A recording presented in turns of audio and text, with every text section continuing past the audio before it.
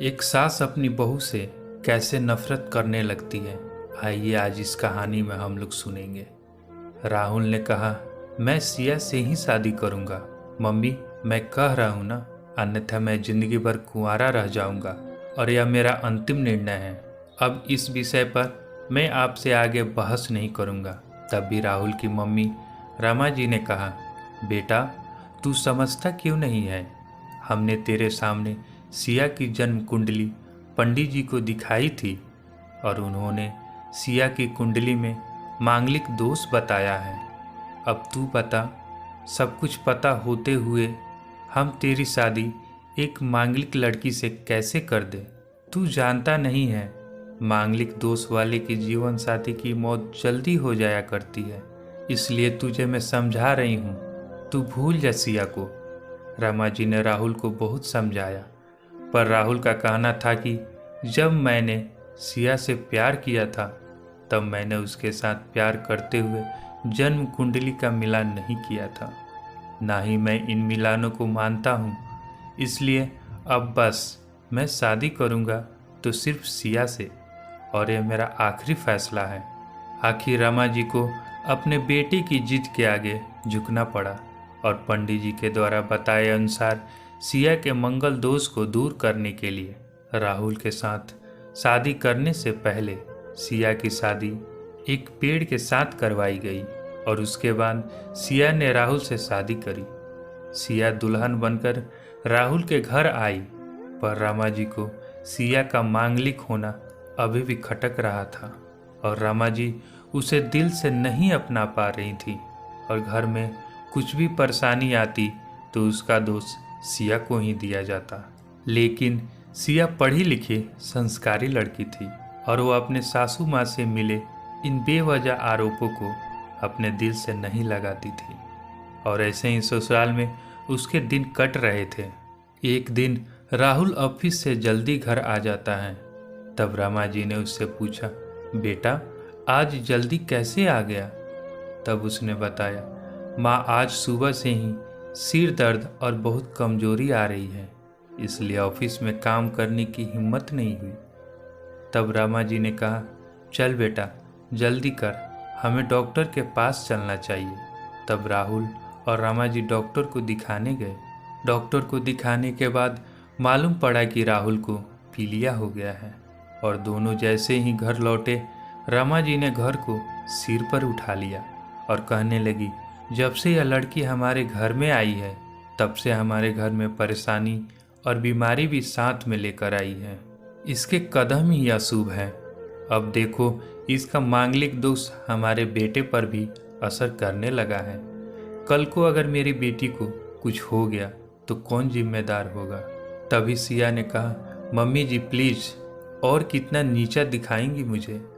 आज तक मैं चुप रही क्योंकि पापा ने यही सिखाया था कि बड़ों के आगे ससुराल में जवाब मत देना, पर आज तो आपने हद ही कर दी है।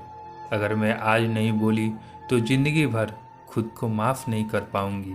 मम्मी जी, अगर आप पंडित जी पर भरोसा नहीं करती तो उनके कहे अनुसार आपने सारी मांगलिक दोष निवारण की विधि क्यों करवाई?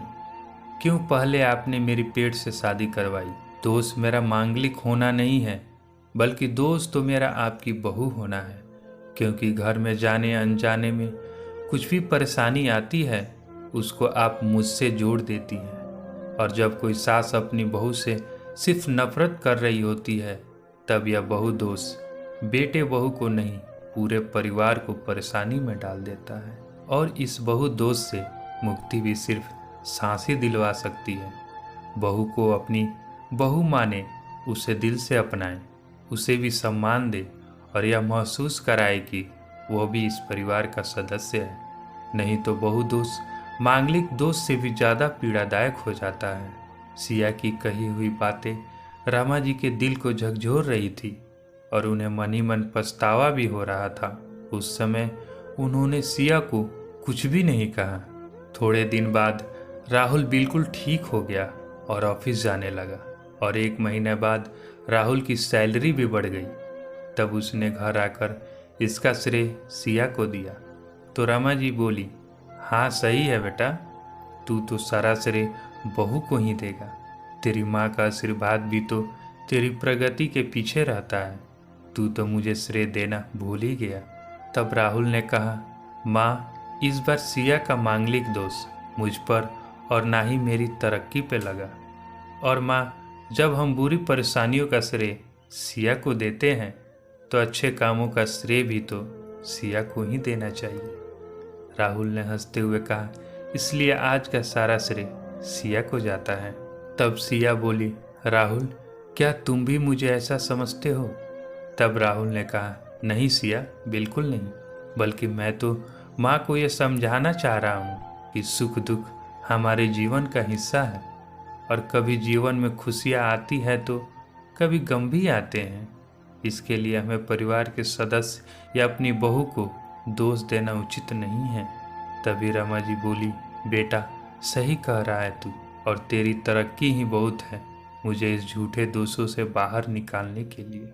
रमा जी को यह एहसास हो गया था कि वो जो सोचती थी सब गलत था। तब रमा जी ने कहा, आज मैं ये कसम लेती हूँ कि आज के बाद से सिया को किसी भी बात का दोष नहीं दूंगी। यह सुनकर सिया आज बहुत खुश हुई, क्योंकि आज उसको उसकी सास ने मांगलिक दोष के साथ साथ बहुत दोषों से भी मुक्ति दे दी थी। दोस्तों, यह कहानी आपको कैसी लगी? अगर अच्छी लगी हो तो मेरे चैनल को लाइक एंड सब्सक्राइब जरूर कीजिएगा।